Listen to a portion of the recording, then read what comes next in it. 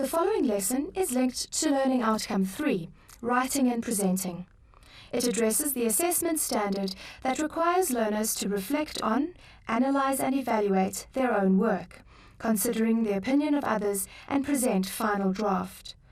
Learners should be able to refine word choice and sentence and paragraph structure and eliminate obvious errors and offensive language.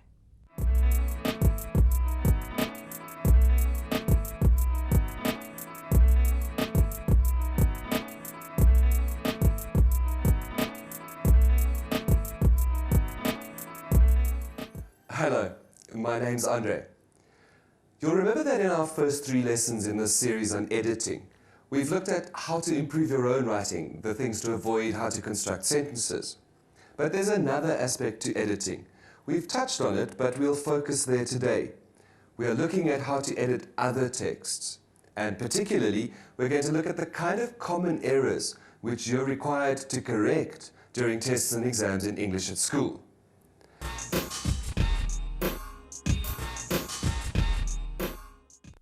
So, by the end of this lesson, you'll be able to recognize the most common errors in texts, correct those common errors, and avoid making the common errors in your own writing. Being able to recognize and correct errors in language means that you could potentially be a valuable asset to any organization. You must be aware that every text printed is edited at some stage. Newspapers, magazines, even office memos are edited. If you are the person who can correct those, you're a valuable asset. In fact, there are people whose careers are made as editors for newspapers or magazines. At publishing houses, editors are employed to correct all manuscripts, be they novels or plays and non-fiction works. So, what we're going to try to do is to learn to become amateur editors ourselves. The areas in which I focus today are the ones which are commonly tested at your schools. We'll look at apostrophe use and concord and agreement. So let's move right on to looking at the apostrophe. What is an apostrophe? Can you identify one? Let's look at an example. I've made up an example we can look at. Here it is. Sam's books were stolen. So the apostrophe is this small comma. Look at it. It's written at a level just above the letters and usually between 2 letters or just after the final letter of a word over there. Okay, so that's what an apostrophe looks like. But what about its functions? Here are 2 examples. Nomsa's dog and there's a boy. I'm sure you can tell that these are 2 very different uses of the apostrophe. Here, the apostrophe with the S shows ownership. Nomsa owns the dog. The formal English term for this is possession. So, apostrophes can indicate possession. The second example indicates what is known as omission. Apostrophes can indicate omission. So here in our example, there are 2 words, there and is, which become one because of the apostrophe. Take a look. I've got there, and here is. I've taken the apostrophe and replaced the letter I to make theirs. These are the 2 basic uses of the apostrophe. So when you're editing, what are the errors you're going to be looking for? Here's an example I've chosen to show you. It and its. Consciously, I chose this example because it's one of the areas in which many people make a mistake. Consider these 2 examples. If the printer won't work, check its cartridge, and it's raining. Now here, this it without the apostrophe shows ownership. Whereas the other one, its, is an example of omission. The word is it is. In your tests, this often appears. Now, in these examples, let's work out whether we're dealing with omission or with possession. Here they are. Can't, Dorcas's, and the Mercedes doors. Have you tried to work these out on your own? Well, now let's look at them together. Our first example, can't, is really the word cannot. So, we're looking at omission. We've left out the N and the O. And then Dorcas's. That's an easy one. The apostrophe and the S for possession, ownership, remember? And then our final example here, Mercedes doors. If we're stuck here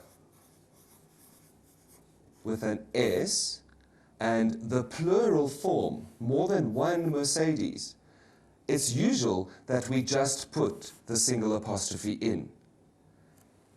Ownership by more than one, we call it plural possession.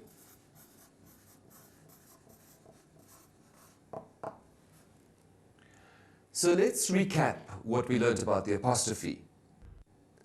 We know that you have to edit all the mistakes in apostrophe usage in terms of possession, omission, and plural possession.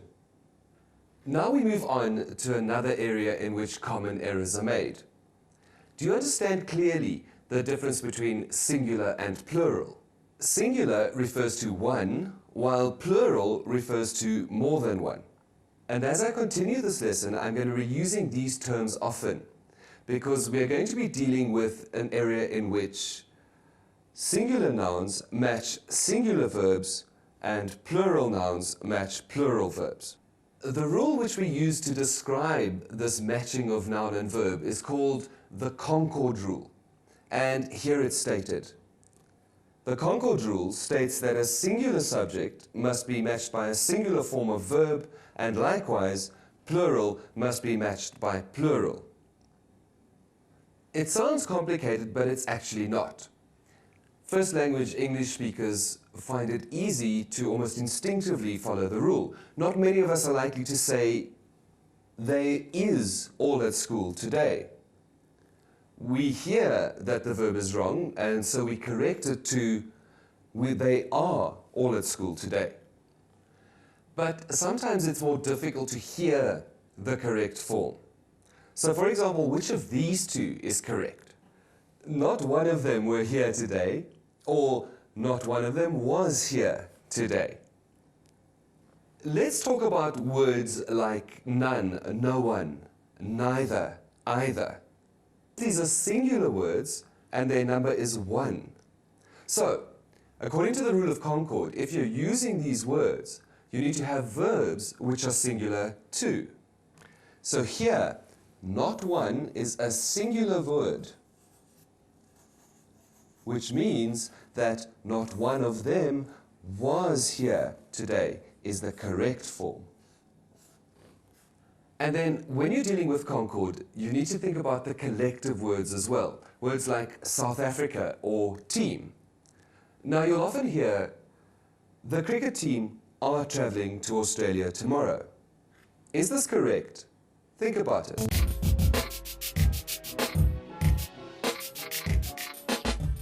When we use South Africa, we use it to imply every individual in this country. But really, we're only referring to one collective idea. So that when you're using these collective words, these words like team, you need to include with it a singular verb, so that it would read, the cricket team is going to Australia, or South Africa is going to win. We've looked at 3 types of Concord errors, and how to tell whether the verb should be singular or plural. Let's recap.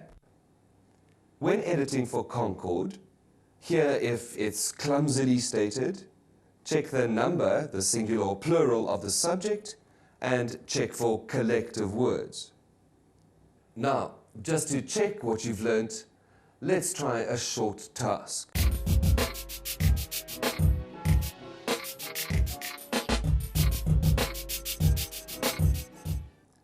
Name the errors in these sentences and choose the correct option to correct the sentence from the word in brackets.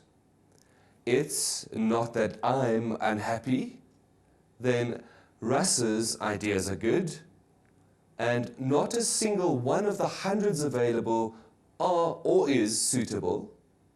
And finally, either the red one or the blue one are or is best. Now, I'm sure that's given you some food for thought. Think about that singular or plural verb carefully. And we're almost at the end of our lessons on editing texts. Be sure to join me for our final extension. Goodbye.